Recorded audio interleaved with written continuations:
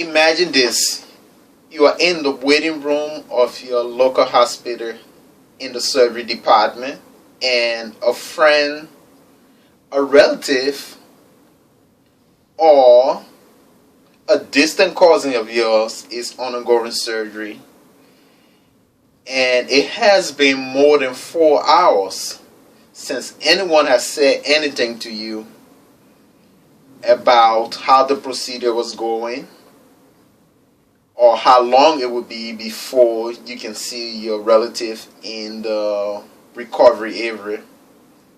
And you are getting quite anxious because you know the procedure should not have taken that long. Finally, a doctor comes out and pulls you to the side and says to you, well, the procedure was going as planned, but we had some complication with our equipment, so it's going to take a little more time for us to get everything situated, but I will keep you guys abreast of the situation and let you know if anything else arises. I'm sure that we all, when placed in that situation, will be quite anxious and worry about the well-being of our loved one.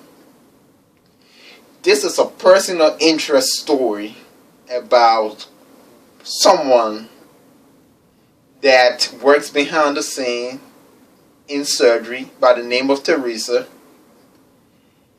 and she works for the sterilization and disinfection committee. She is one of those people who you don't quite think about when you go into surgery or when your family member is into surgery. But she is responsible for making sure that all instruments are sterilized and ready for surgery when the doctor needs it. Those are complications that could go wrong or complications that could come about when a surgery is booked for the next day and there's 2 or 3 doctors that are competing for those instruments. I met Teresa about 2 or 3 years ago, and when I went into that department, I saw her. She was about yay high, and she was pushing these big racks into these giant colossal machines that look like a big pressure cooker. And I asked her, I said, Teresa, what are those machines? And she started to explain the process of sterilization to me. She said those were steam sterilizers, and what they did was they wrapped the instruments in these blue plastic wraps and put it on these big carts, and that's what she was pushing. This little lady pushing this big cart into this giant pressure cooker, so to speak. I mean, that's what I would call it. And then she proceeded to tell me about the forms of sterilization. Basically, there are 3 forms of sterilization to make sure that surgical instruments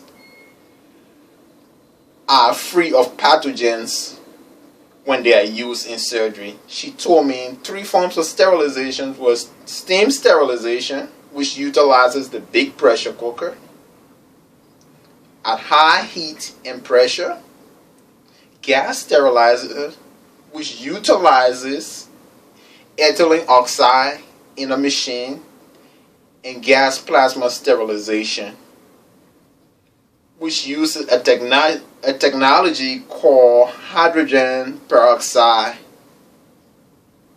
sterilization, and is one of those technologies that were developed by Johnson & Johnson to shorten the sterilization time and to sterilize items that are heat sensitive.